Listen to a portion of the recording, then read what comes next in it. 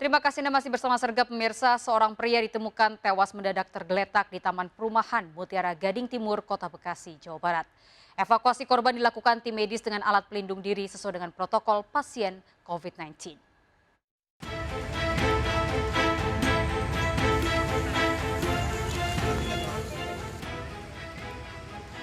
Warga dikejutkan dengan temuan mayat seorang pria parubaya tergeletak di Taman Perumahan Mutiara Gading, Kecamatan Mustika Jaya, Kota Bekasi.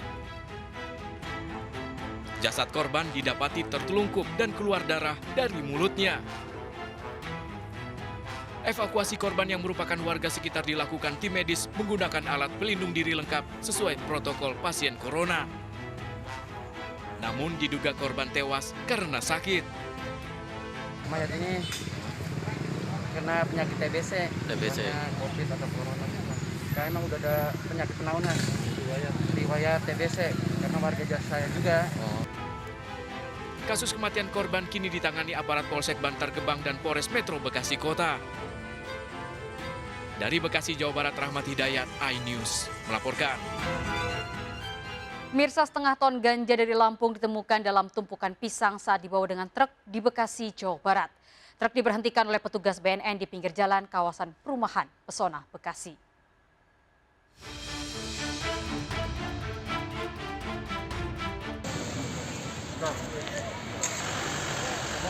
Petugas BNN berhasil menggagalkan upaya pengiriman 500 kg ganja yang dibawa dua orang kurir jaringan antar provinsi dari Aceh, Lampung hingga ke Jakarta. Pelaku digerebek di pinggir jalan di kawasan perumahan Pesona Bekasi setelah keberadaannya terdeteksi petugas. Saat digeledah, petugas menemukan ganja yang telah dikemas dan siap edar berada di bawah tumpukan pisang di dalam truk. Dari kedua pelaku ditemukan total 500 kg ganja yang rencananya akan diedarkan di wilayah Bekasi. Modus yang mereka gunakan kelihatannya ada kecenderungan dalam situasi pandemi COVID sekarang. Para sindikat narkoba memanfaatkan situasi ini dengan menggunakan alat angkut transportasi yang berisi hasil pertanian. Kedua tersangka bersama barang bukti langsung digelandang ke kantor pusat BNN untuk diidentifikasi dan pemeriksaan lebih lanjut. Petugas masih memburu pemilik dan pemesan dari ratusan kilogram ganja ini. Dari Bekasi, Jawa Barat, Tim Liputan iNews melaporkan. Bisa sekelompok pemuda digerebek saat berpesta sabu di sebuah hotel. Dari 4 pelaku, seorang diantaranya adalah wanita.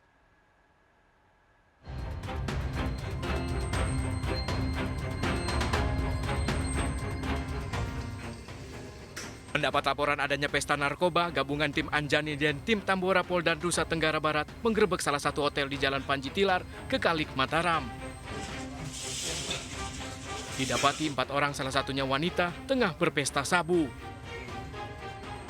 Saat penggeledahan ditemukan sejumlah barang bukti, diantaranya 2 plastik klip yang diduga berisi sabu dan alat isapnya. Keempat pelaku kemudian dibawa ke kantor Dires Narkoba Polda Nusa Tenggara Barat untuk pemeriksaan lebih lanjut. Pelaku bakal dijerat dengan Undang-Undang Anti Narkotika dengan ancaman hukuman di atas 5 tahun penjara.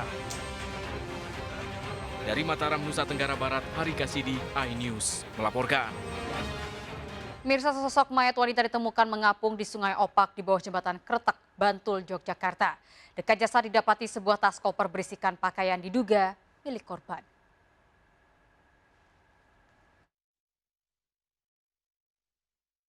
Warga desa Gading Harjo, Kretek, Bantul dikejutkan dengan penemuan sesosok jasad wanita mengapung di groundsil Sungai Opak tepat di bawah jembatan. Jasad pertama kali ditemukan seorang warga pencari ikan. Korban yang diperkirakan berusia 50-60 tahun ditemukan tanpa identitas dalam kondisi mengenaskan. Di sekitar jasad juga ditemukan sebuah koper yang berisi beberapa pakaian diduga milik korban.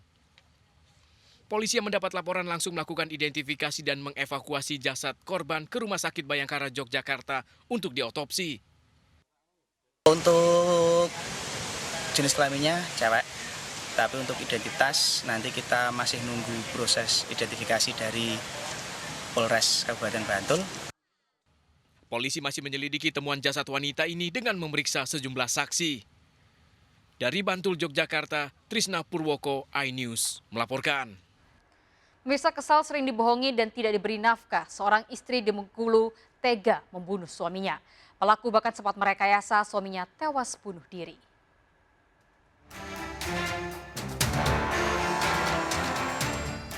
Wanita 25 tahun warga desa Rajak Besi, Bengkulu Tengah ini ditangkap polisi karena diduga telah membunuh Yusuf Haryadi, suaminya sendiri.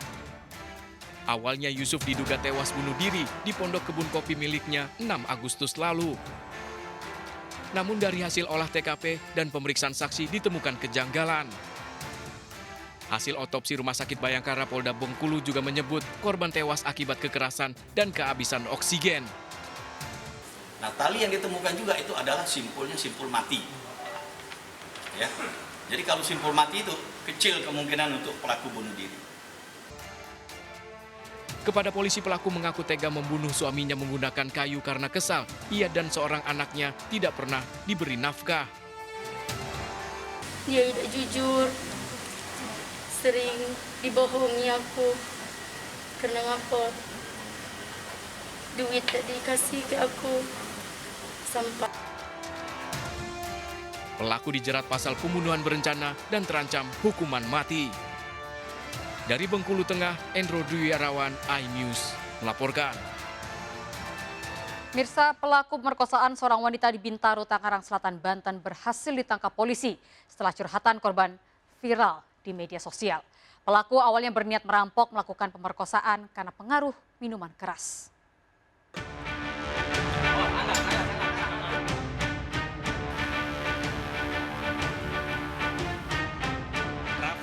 Polisi setelah tahun lalu memperkosa seorang wanita warga Bintaro, Tangerang Selatan. Korban tahun lalu telah melapor ke kantor polisi namun masih dalam proses penyelidikan. Korban yang mengetahui keberadaan pelaku kemudian mengungkapkan pemerkosaan yang dialami dan viral di media sosial. Pelaku pemerkosaan juga mengancam korban melalui media sosial. Sebelumnya, melalui media sosial, pelaku sempat mengaku kedatangannya ke rumah korban hanya untuk melampiaskan nafsu seksnya. Namun di kantor polisi, Raffi kini mengakui kedatangannya ke rumah korban untuk merampok. Karena saya sedang keadaan mabuk, terus nafsu birahi saya meningkat. Terus memang niat kamu memperkosa atau apa datang situ? Niat saya mau merampok. Tiduran dengan posisi kayak gitu, jadi saya berubah pikiran. Kayak gitunya gimana? Tuntang. Tidur dengan memakai pakaian tank top sama celana dalam doang. Awalnya saya cuma sekedar iseng. Udah itu doang. Udah berapa kali ngelakuin gini? Baru pertama kali. Polisi menangkap Raffi setelah hampir 1 tahun melakukan penyelidikan termasuk mempelajari CCTV. Selain itu, pelaku juga berganti-ganti akun media sosial. Raffi ditangkap di rumahnya di Perigi, Bintaro, Pondok Aren. Jadi pengancamannya memang salah satunya adalah pelaku ini mengingatkan lagi kejadian yang sudah terjadi sekitar 1 tahun yang lalu. Dan juga dia mengancam dengan kata-kata kenapa waktu itu dia tidak menghilangkan nyawa dari korban. Dan juga mengancam lagi untuk apakah sudah lahiran dan lain-lain. Dan itu yang mesti kita dalami lagi kata-katanya yang mengandung unsur ancaman tersebut. Ditemukan yang kendala berikutnya kami hadapi dan harus kami buktikan adalah apakah memang identitas ini adalah orang yang melakukan tindak pidana ini. Tersangka dijerat pasal berlapis tentang pemerkosaan dan Undang-Undang Informasi Transaksi Elektronik serta terancam hukuman 12 tahun penjara. Dari Tangerang Selatan, Nunung Purnomo, iNews melaporkan. Pemirsa, pelaku penyimpangan seksual fetish di Surabaya, Jawa Timur ternyata sudah 5 tahun mengelabui para korbannya dengan bungkus jarik. Sebelum masa pandemi corona, pelaku ternyata membungkus dan mengikat sendiri para korban, kemudian melakukan pelecehan seksual. Para korban sebagian besar mahasiswa baru di Universitas Airlangga yang tertipu dengan dalih penelitian.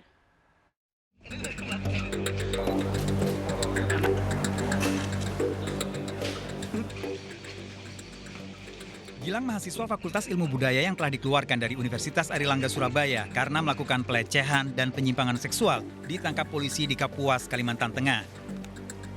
Gilang dalam pemeriksaan di kantor polisi sudah melakukan pelecehan seksual pada sejumlah korbannya sejak masuk sebagai mahasiswa Universitas Airlangga. Para korban terjerat karena Gilang mengaku sedang melakukan penelitian membungkus dan mengikat. Gilang menggunakan rekaman hasil membungkus dengan kain jarik yang menyerupai mayat untuk kepuasan seksual. Tadi dorongan seksual yang menyimpang dari tersangka. Berarti yang secara bersentuhan langsung sebelum daring ada? Itu ada yang dilakukan di tempat kos-kosan. Kos-kosan. Dan setiap aksi selalu direkam atau ada yang tidak direkam? Setiap aksi. Secara umum biasanya direkam. Selalu direkam. Selalu direkam. Ya. Semua korban merupakan mahasiswa pria. Para korban ditutup kain jarik dan diikat menyerupai mayat bahkan hingga 3 jam, kemudian diduga untuk fantasi seks oleh Gilang. Perilaku penyimpangan seksual ini pernah dilaporkan korban pada pihak kampus sejak tahun 2018. Kasus ini kembali terungkap setelah salah satu korban menuliskan pengalamannya menjadi korban fetis melalui media sosial. Tersangka akan menjalani tes psikologi guna mengetahui kondisi penyimpangan seksual. Tersangka terancam hukuman 6 tahun penjara dijerat Undang-Undang ITE. Dari Surabaya, Jawa Timur, Nur Syafi'i, iNews melaporkan. Kita beralih ke informasi lainnya pemirsa, karena sakit hati seorang wanita di Semarang, Jawa Tengah melakukan teror order fiktif selama 2 tahun. Korban mendapat kiriman berbagai barang dari peralatan rumah tangga hingga pisang 1 truk. Pelaku memesan barang secara online dan dikirim ke rumah korban dengan sistem pembayaran di tempat.